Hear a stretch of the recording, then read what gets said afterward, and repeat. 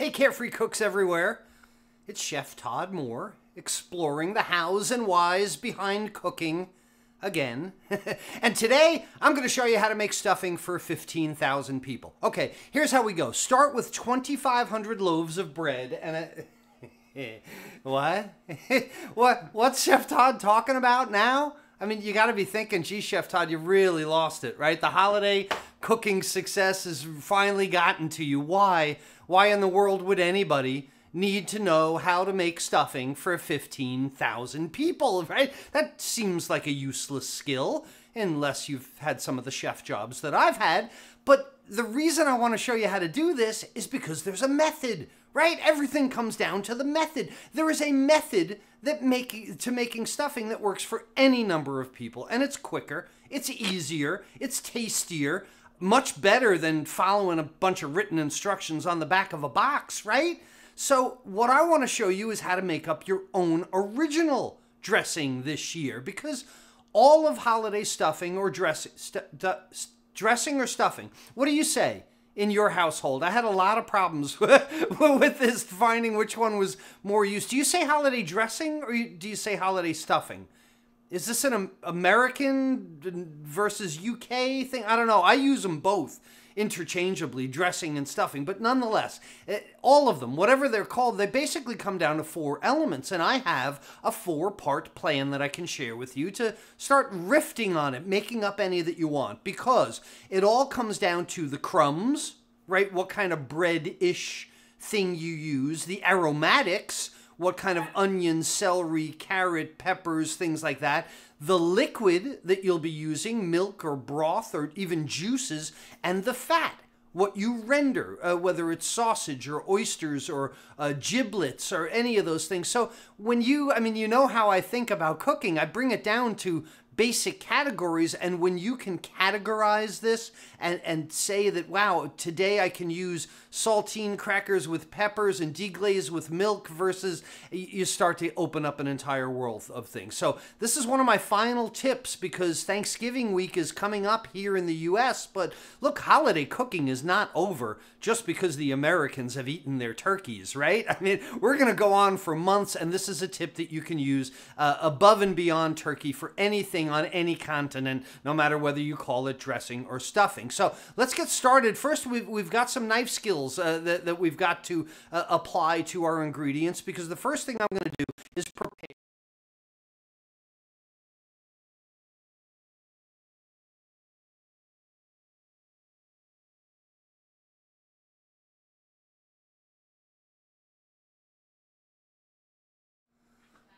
I'm hearing that we're having sound problems.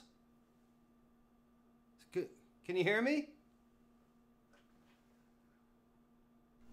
All right.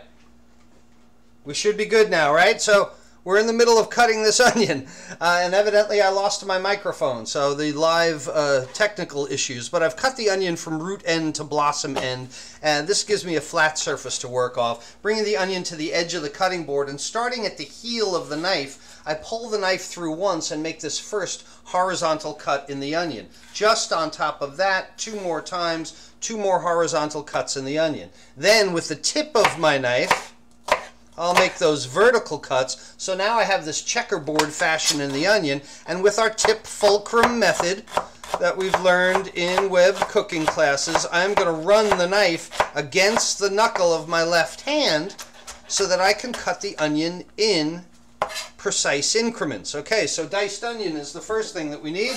Push that to the side of the cutting board. I'm going to rinse the knife because of that onion juice. Next thing, let's go ahead and cut this carrot. I'm going to cut the ends off the carrot, and I'm going to start by cutting it into, oh, this onion is going to make me weep. At some point, I need to push this into a bowl. Should have done that last. That's a powerful onion. Don't want to start crying. All right, we need to put that aside for now. Okay, and rinse the knife again. All right, so my carrot, the best way to dice a carrot is to cut it into about 2-inch sticks. And this is the way we teach in culinary school. And the mantra is from round to plank. Okay, so I'm going to cut square pieces, planks out of this. And again, the most dangerous thing is a roly-poly product. I don't want this rolling on me, so I'm going to cut planks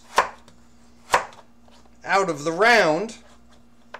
All right, once I've got my planks cut up from round to plank, from plank to stick,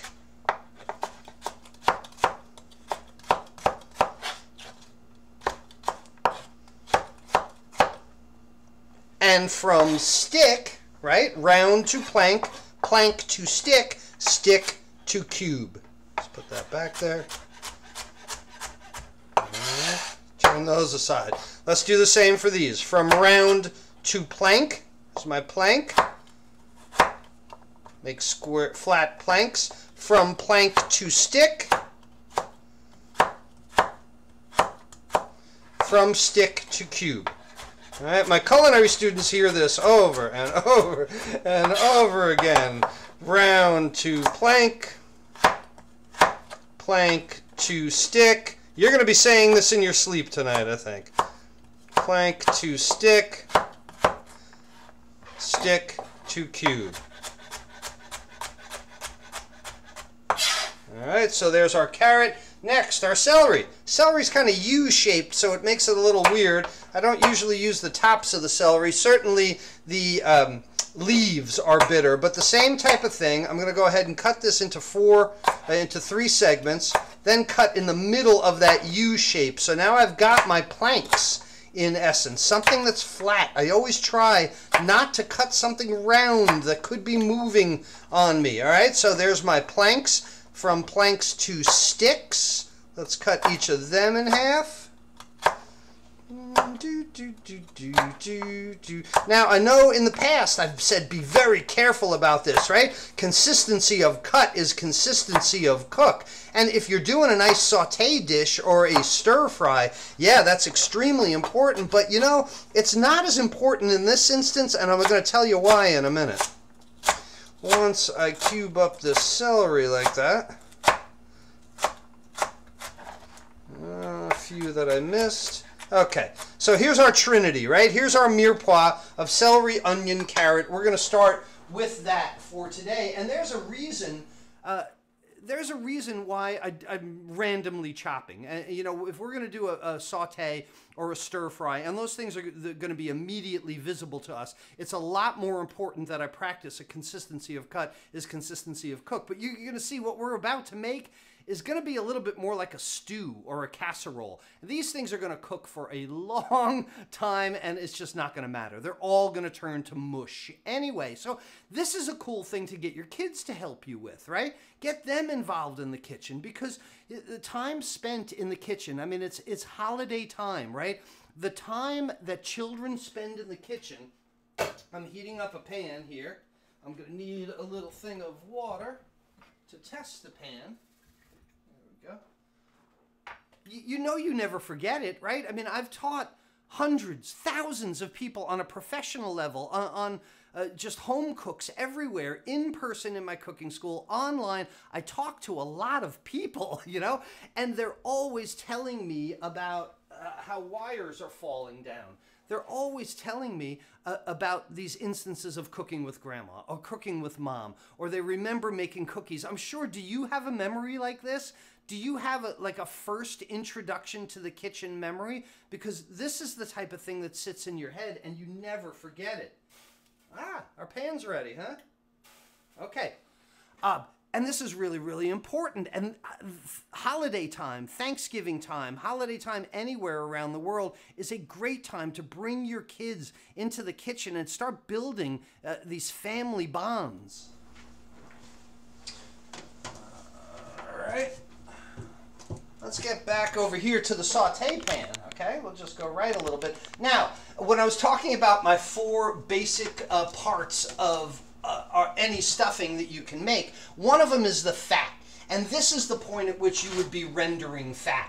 This is the point at which you would be sauteing your sausage in the pan. This is the point your chopped oysters would go in for your nice Chesapeake oyster dressing. But we're not going to do that in the essence of time today. We're going to make a vegetarian one, if you will, with just our mirepoix. And a lot of times this is what I'll do. Do you have a favorite stuffing? All right, so I'm going to start out with butter as my fat. As I said, this could have been the rendered fat from sausage. This could have been your crayfish down in New Orleans. This can be anything that you want to add. The giblets, the ground lamb. The first thing you're going to do is add your fat to the pan because basically we're starting a basic saute method. Now, let's add the onions. Right? This is the same thing. Pan hot first, some kind of fat, fat hot, protein product, right? These are the first 4 steps in the basic saute method. Now I'm going to go ahead and normally in saute, or if I was making a stir fry, I would not add all these vegetables at the same time because some of them are tougher, some of them will cook more quickly. But again, because this is going to turn out to be a whole kind of casserole thing, I'm not really worried. Let's toss that around.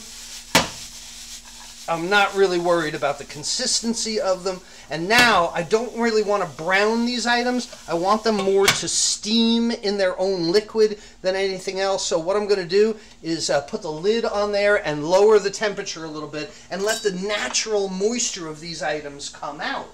Because what I started talking about was the impact of family and cooking. And this is the time of year to do that. And I love getting these messages because there are people on either side of the family the message that I get. They tell me how much they loved grandma and they started cooking with grandma and now they love being in the kitchen. And then I talk to other adults that used to come to my cooking school and they would say, when I was a kid, my mother said, get out of the kitchen. It's no place for a child. You're going to cut yourself. You're going to burn yourself. You're going to ruin dinner. What kind of cooks? What kind of relationship with food?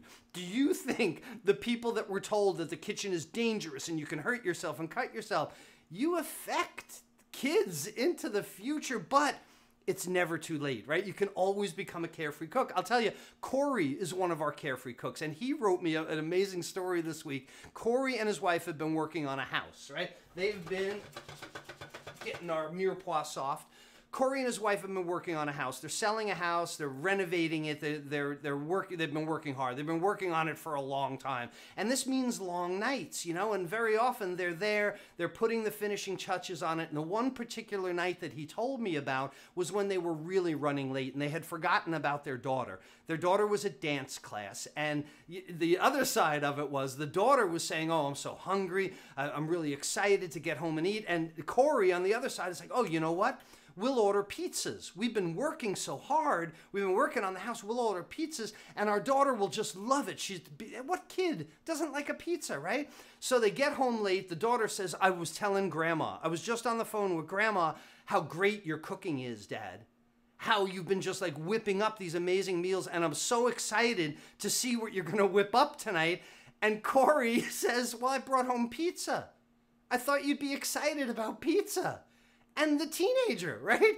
She says, pizza? I don't want pizza. I want what you're going to make. So Corey says to me that carefree cooking has disturbed his entire household, right? I've never heard of a kid mad about pizza. But when you elevate the relationship with food that your kids have because cooking is fun, because cooking is not a chore, because cooking is an expression of art, because you have a 4-part stuffing plan. I knew I would get back to that. Okay, so the 4 parts of the stuffing plan. First is the fat. I've already mentioned that. I used butter in this, but anything that you can render. The second is the aromatics. So I've chosen a basic mirepoix of carrot, onion, celery. You can choose anything you want. Peppers, jalapenos, okra, any kind of aromatics, and you will saute them in the rendered fat. From there, the next step is your crumb. What kind of crumb do you want to use? Cornbread, white bread, graham cracker crumb, oyster, that might be too sweet, saltines, Ritz crackers, a rice stuffing. So whatever this is, that's the 3rd part that you can do. And then the 4th part is your liquid, your deglazing liquid. I'm going to use just cartoned organic bone broth, chicken broth. It'd be great to make your own. I do keep it in the freezer most of the time, but I didn't have enough right now to show you that. Or that can be milk, or it could be buttermilk, or it could be orange juice, or it could be brandy. or it could be whiskey, or it could be any liquid that you wanted to get this in. So you see how you start to play with the puzzle pieces a little bit. What fat, what aromatic, what crumb, and what liquid. And I'll tell you where this whole thing came from. I've had some big time chef jobs, cooking for thousands of people. And I've told you the times that I was an executive chef at a large hospital. We had to make holiday dinners across all these diets. We talked about this when I was showing you how to make substitutions for sauces a week or so ago. Well, the same thing comes along for stuffing. I can't have 8 people making stuffing 8 different ways. So that's where I came up with this plan. So I had one prep cook sauteed all the aromatics, right? All of them. Some of them in butter, some of them in coconut oil or whatever was right for the diet.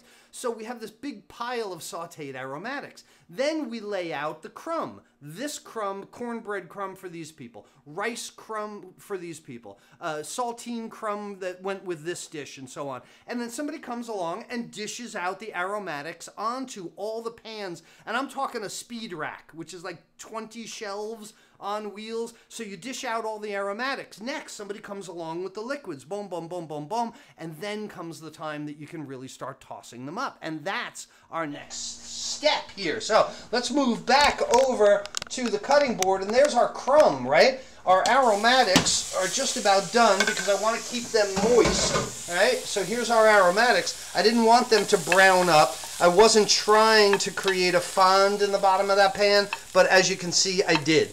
So what I want to do is deglaze that pan, right? If I've got a fond, if I've got some caramely nice flavor in there, let's go ahead and add that chicken broth.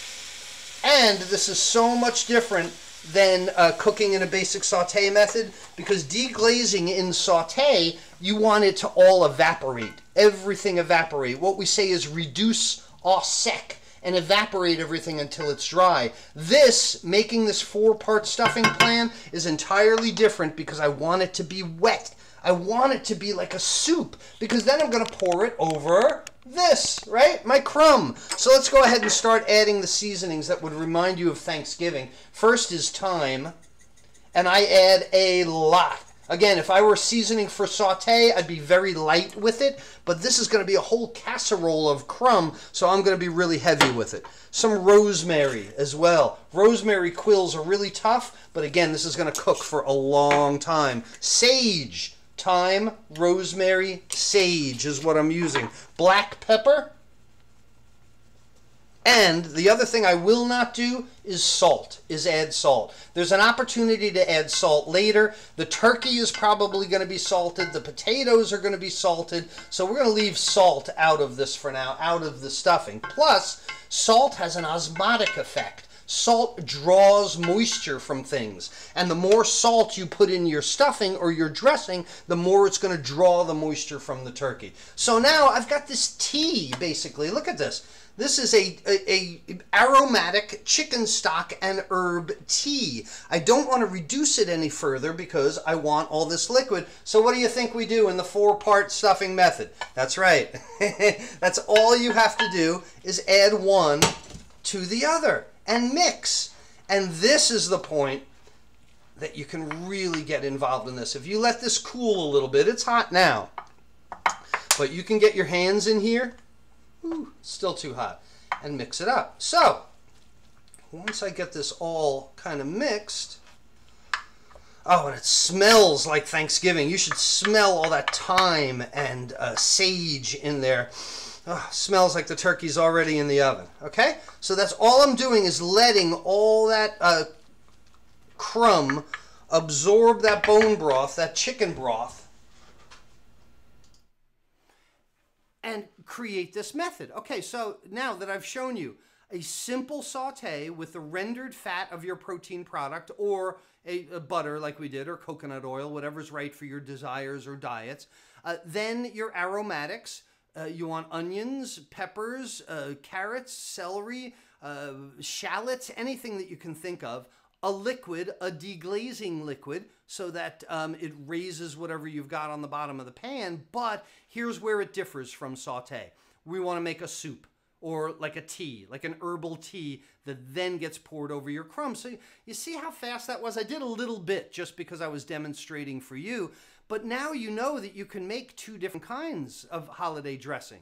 You can do the oyster with the oyster crackers as well as the Ritz crackers because you only have to saute the aromatics once, right? So start thinking about your holiday dressing this year as a 4-part process and get your family involved. You know, get your kids involved. You can't trick them with bad food. It's like Dave, a good friend and one of our original Carefree cooks. Dave is in the UK, and Dave was telling me a story about he was watching the grandkids, and he figured that he could just kind of take a shortcut. He could get one over on the grandkids. They wanted spaghetti, spaghetti bolognese. So Dave went to the store and he got the ground meat, but he's walking past and he sees that there's a sale on jarred tomato sauce. So he's like, look, I'm going to save myself a bunch of time, right? I'm going to save myself a bunch of money. I'm just going to grab the sauce, mix it with the meat.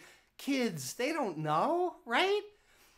Well, the kids ate the food and he told me, they said, Grandpa, what was wrong with dinner tonight? It wasn't your sauce. It wasn't your regular normal sauce.